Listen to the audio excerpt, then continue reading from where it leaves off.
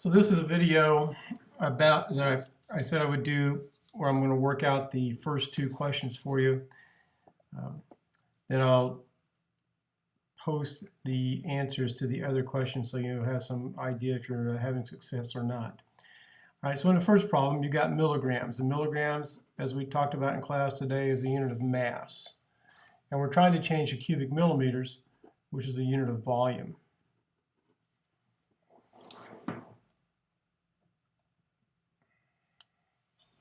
I'm going to change my camera slightly here. Keep from hitting my hand so much. All right, good. All right, so the density of the lead is 11.3 grams per cubic centimeter. So we have mass, and we're trying to find volume. And we know density ties together mass and volume. So once again, milligrams, anything with grams is the unit of mass. Anything with cubics or liters is the unit of volume. So we're going to change our 15 milligrams into something, and it's lead. We don't really need to write that in our problem because it's always going to be lead, so we don't have to say it's lead. Since the density is given in grams per cubic centimeters, we need to get rid of milligrams and change it into grams. So you can do that like this. You put grams on top and milligrams on the bottom. That way, milligrams will cancel. I'm going to go ahead and put all of the units in this problem to keep from cluttering it up with numbers, and we'll come back and do numbers in a minute. So we know that we have 11.3 grams per cubic centimeter. So you need to put on the bottom grams and cubic centimeters on the top. We had 15 milligrams. We changed to grams because it's in grams here. Now we're ready to cancel grams, so I put it down here and put the cubic centimeters on the top. Now we have cubic centimeters, but we want to get to cubic millimeters. So we need to get rid of cubic centimeters. You put them opposite. And I'm going to put cubic meters here. The reason I'm doing that is it's kind of confusing, I think, to think about cubic millimeters to cubic centimeters, because on the relationship sheet that I gave you, it doesn't say that what is the relationship between cubic millimeters and cubic centimeters. It says cubic meters and cubic centimeters, and it doesn't really even say, it says meters to centimeters, then you have to cube it. So if we have 1 cubic meter, I'll draw that little cube again. There's our cube. If that's 1 meter on the side, it's 100 centimeters on the side, because they're the same thing.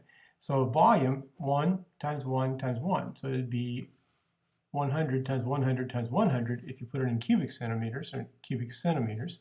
So 1 cubic meter is 1,000,000 cubic centimeters. Now we're ready to change to cubic millimeters. So we'll take our cubic meters on the bottom, cubic millimeters on the top. Put 1 with the bigger thing, and now we need to look back at our cube. It's 1 meter, it's 100 centimeters, it's 1,000 millimeters. So that cube is 1,000 millimeters on the side. So 1,000 this way, times 1,000 that way, times 1,000 tall, and you get 1,000,000,000. So that's 1,000,000,000.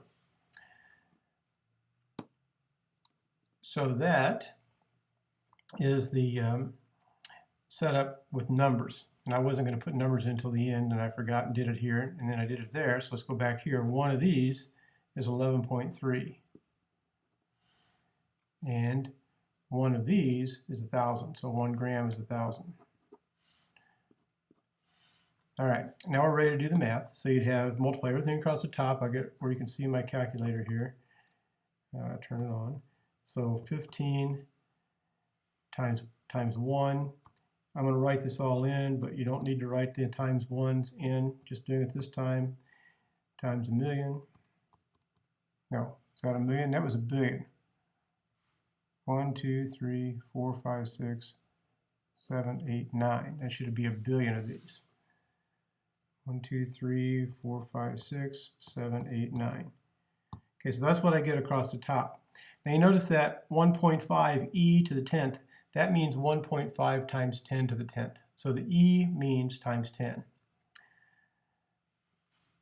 I'm going to go ahead and write that down. On top we have 1.5 times 10 to the 10th. So the e means times 10. All right, on the bottom, you have 1,000. There's nothing under the 15 except a 1, so it's 1 times 1,000 times 11.3 times a million times 1 equals 1.13 times 10 to the 10th. Now we need to divide the top by the bottom. So 1.5. Now here's, when you're punching these numbers in a calculator, there's an EE key. So you have an EE right here. You have to second EE on this particular calculator, but every calculator is a little bit different. So I'm going to hit second EE 10, and that means 1.5 times 10 to the 10th. I'm going to divide that by 1.13 second EE 10, and I get 1.33. 1.327 433,628. All right, I'm going to double check this number on the bottom. 1,000 times 11.3 times a million. Yeah, okay. Now, in terms of sig figs, there are 3 here. There are 3 here, so this answer needs to be rounded to 3 sig figs. So that would be 1.3, and then this would be the 3rd sig fig, but it's followed by a 7, so I need to round it up. And that's your final answer in cubic millimeters. All right, one more thing about this problem. I'm going to show you how to find this number without writing the top and the bottom down. So here's how I would do it on a calculator, and you can see my screen, so that's helpful. So I'd have 15, remember you don't need to multiply by all the ones, times a billion. Then I divide by every number that's on the bottom. So divide by 1,000, then divide by 11.3, divide by a million, and that's it. And it gives you the same answer, 1.3274, and so on. All right, so that was problem number 1. All right, problem number 2, you have 50 micrograms per centiliter.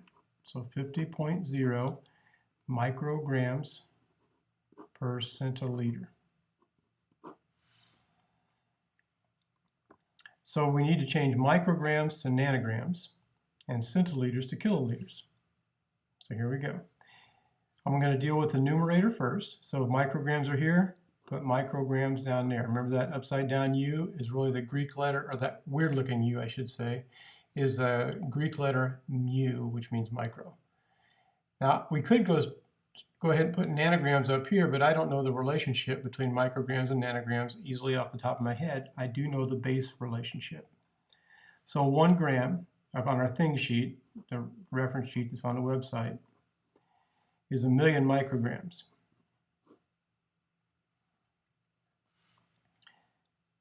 And then we need to change grams into nanograms, so I'm going to go ahead and I need to get rid of grams, so put it down here, put nanograms on the top. On the relationship sheet, it says 1 gram is 1,000,000,000 nanograms.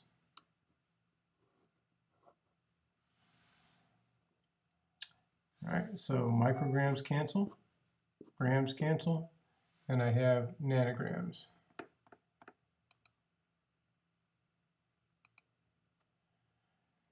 All right, now I need to get rid of centiliters. See, I've got nanograms on top, and that's what I want, nanograms on top, so I'm good. So we need to get rid of centiliters and go to kiloliters. So centiliters would go on top because it's opposite. Again, I don't know centiliter-kiloliter relationship, but I do know centiliter liters. So 1, 100. Then we've canceled centiliters, but we need to get rid of liters. So put them up here, put kiloliters here.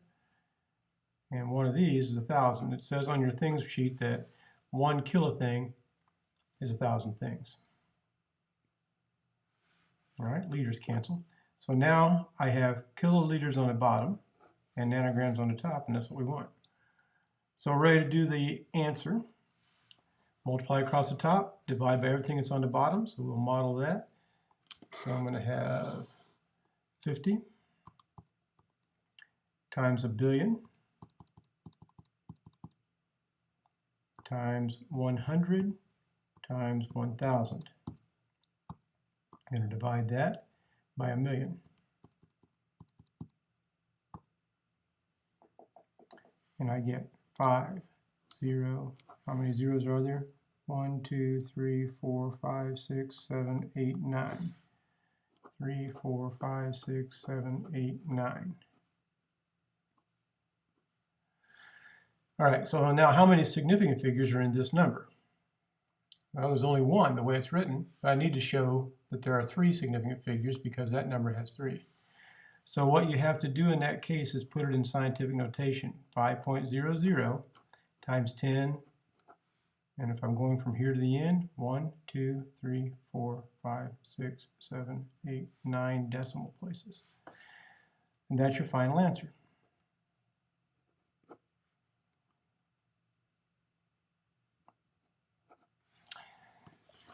All right, I will work the others and stream the answers, but you'll need to show your work on those. And if you get hopelessly lost, send me a remind note or a email. The remind join code is at the bottom of the homework page if you haven't joined yet.